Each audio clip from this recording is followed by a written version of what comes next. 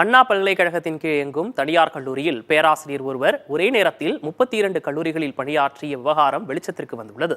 தமிழ்நாடு முழுவதும் 224 தனியார் கல்லூரிகளில் இந்த முறைகேடு நடந்தது தெரிய வந்திருக்கிறது. பேராசிரியர் நியமனத்தில் முறைகேடு நடந்தேறியது எப்படி, அண்ணா பல்கலைக்கழக துணைவேந்தர் அளித்த விளக்கம் என்ன, இந்த தொகுப்பில் விரிவாக பார்க்கலாம்.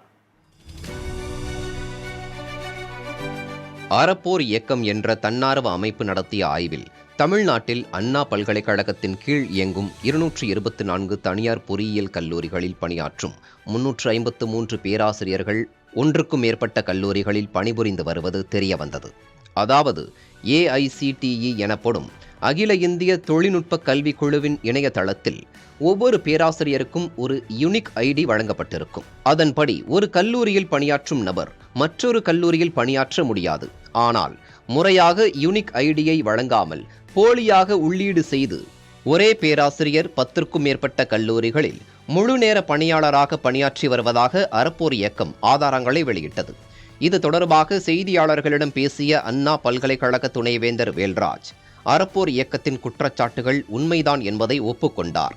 2000 பணியிடங்களில் வெறும் 189 பேராசிரியர்கள் பணியாற்றியது தெரிய வந்திருப்பதாக வேல்ராஜ் தெரிவித்தார். இந்த மோசடி அரங்கேறியது எப்படி என்பதையும் அவர் விளக்கினார். 52,500 ஆசிரியர்கள் இருக்க வேண்டிய இடத்துல ஒரு 2000 ஆசிரியர்கள் குறைவா தான் இருக்கிறாங்க. அந்த 2000 ஆசிரியர்களுக்கு பதிலாட்டு இந்த 180 பேரும் ஒருத்தர் ஒரு 5 காலேஜுக்கு போயிருக்கிறாரு, ஒருத்தர் ஒரு 32 காலேஜுக்கு கூட ஒரு ஆள் போயிருக்கிறார். அவங்களோட ஆதார் கார்டு நம்பரை நாங்க ஒரு வெரிஃபை பண்ணியிருக்கோம். அவங்களும் அதுல ஒரு டிக்ளரேஷன் கொடுக்குறாங்க. அந்த டிக்ளரேஷன்ல அந்த ஆதார் கார்டு நம்பரை மாத்தி கொடுத்திருக்காங்க.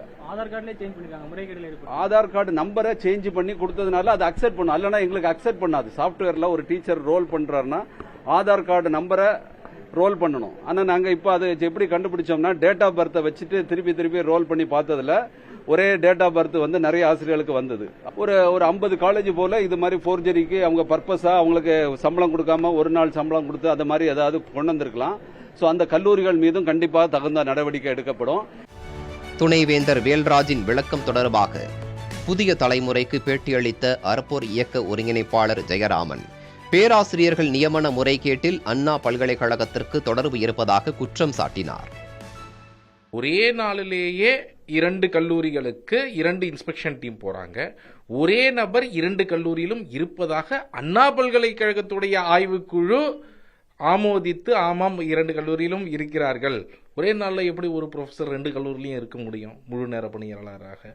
அது அண்ணா பல்கலைக்கழகத்துடைய ஆய்வுக்குழுவும் உறுதி செய்து அவங்களுக்கு அஃபிலியேஷன் கொடுத்திருக்கிறாங்க.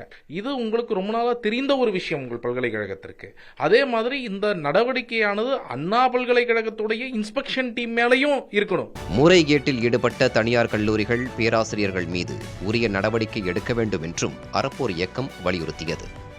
பேராசிரியர்கள் நியமனத்தில் முறைகேடு நடைபெற்றது உண்மைதான் என்ற ஒரு தகவலை அண்ணா பல்கலைக்கழக துணைவேந்தர் வேல்ராஜ் தெரிவித்திருக்கக்கூடிய நிலையில் இந்த விவகாரத்தில் தமிழக உயர்கல்வித்துறையும் ஆளுநரும் நேரடியாக தலையிட்டால் மட்டுமே எதிர்காலங்களில் இதுபோன்ற முறைகேடுகள் நடைபெறாமல் இருக்கும் என தெரிவித்திருக்கிறது அறப்போர் இயக்கம்.